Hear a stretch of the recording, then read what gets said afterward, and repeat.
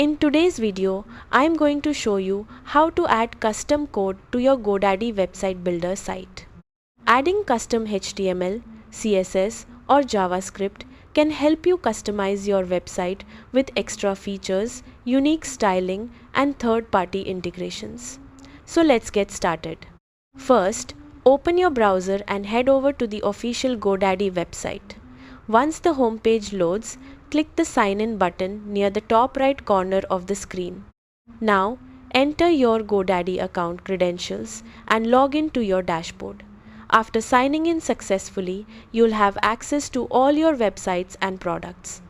From here, locate the My Products section and find the website where you want to add custom code. Next, click the Edit Website button. This will open the Godaddy Website Builder Editor where you can customize your website layout and functionality.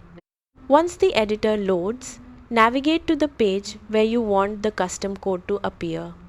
Now look for the Add Section button or the plus icon inside the editor and click on it.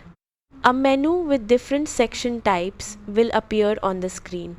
In the search bar, type HTML to quickly locate the custom code section. Once the HTML section appears, select it and click Add. The HTML block will now be added to your website page. Next, click inside the HTML section or select the custom code option.